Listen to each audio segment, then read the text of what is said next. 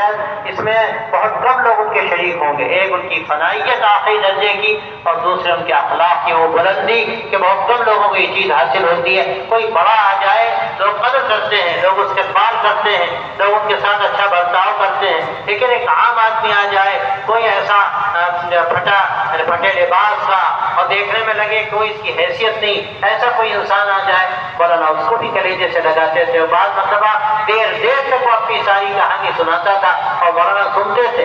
کبھی ایسا بھی ہوا کہ بعد میں خادموں نے کہا کہ حضرت اس میں آپ کو زحمت ہوتی ہے، ایسے لوگ آتے ہیں دیر تک بیٹھتے ہیں. تو حضرت نے فرمایا کہ اگر کوئی اپنی بات کہتا ہے اور اس کا دل ہلکا ہو جاتا ہے اسے کہنے میں، تو کیا حرج ہے میں اس کی بات سن لوں، شاید اللہ کیا یہ اس کی رضا کا ذریعہ ہو. تو یہ جو صفات تھی یہ کم لوگوں میں ہوتی ہیں. باقی حضرت خان کی جو ادبیت ہے، ان کی فکر ہے، ان کی تصنیفات ہیں، اور سیرت پہ جو ان کے کام ہیں، اور سب سے بڑھ کر تو سیرت کو انہوں نے جلد کیا تھا. وہ کام نہیں تھا، کام تو انہوں نے بعد میں کیا، لیکن سیرت کو پہلے اپنی زندگی میں انہوں نے جلد کیا. تو یہ اخلاق کی جو بلندی ہم کو نظر آتی ہے اور فنائیت نظر آتی ہے، اسی سیرت کا حصہ.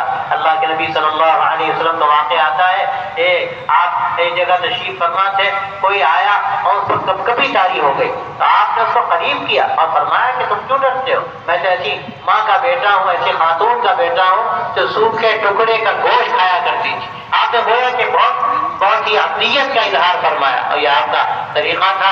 حضرت مولانا ہمارے اللہ تعالیٰ کے درجات بلند فرمائے، انہوں نے انہی سیرت کے پہلوؤں کو جذب کیا تھا. اور آج سب سے بڑھ کر اسی کی ضرورت ہے کہ ہم اپنی زندگی کو اس رخ پر لانے کی کوشش کریں جو رخ حقیقت میں سیرت کا رخ ہے. اور اسی سیرت کے رخ کو ہمارے بڑوں نے اختیار کیا، اور قیامت تک یہی سلسلہ ہے. اگر یہ اختیار کیا جائے گا تو اسے کامیابی کے راستے انشاءاللہ کھلتے چلے جائیں گے. میں مبارکباد دیتا ہوں ان تمام حضرات منتظمین کو جنہوں نے اجلاس منعقد کیا، اور ہمارے بڑے جو دور دور سے آئے، اللہ تعالیٰ ان کو جزائے خیر دے، ان کی عمروں میں برکت عطا فرمائے.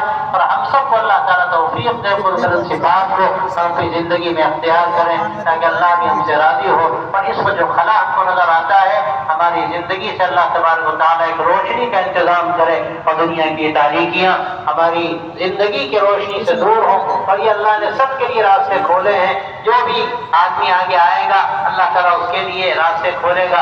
اللہ یجتبی الیہ من یشاء ویہدی الیہ من ینیب. کبھی کبھی جو انتخاب ہوتا ہے اللہ کی طرف سے، اپنے خاص بندوں کا انتخاب فرماتا ہے، لیکن جو بھی انابت اختیار کرے، اللہ کی طرف توجہ کرے، اللہ تبارک و تعالیٰ اس کو بھی محروم نہیں کرتا، اور اس کو اپنے پاس بلاتا ہے اور صفات سے آراستہ کرتا ہے، اور اس سے بھی اللہ تعالیٰ کام لیتا ہے. اور ضرورت اس بات کی ہے کہ ہم کوشش کریں اللہ کی طرف متوجہ ہوں، اپنے اندر اخلاص پیدا کریں، بلند اخلاق پیدا کریں، تو وہ صفات پیدا کریں جن کی ضرورت ہے. اللہ تعالیٰ تعالیٰ کے درجات کو بلند کرے، اور ان کے کاموں کو اللہ ان کے لیے بہترین صدقہ جاریہ بنائے. اور جو بھی کام اب تک ہوئے اللہ تعالیٰ تمام کاموں کی آگے بھی حفاظت فرمائے اور بہتر تو مہیا کرے. وآخر دعوانا ان الحمد للہ رب العالمین.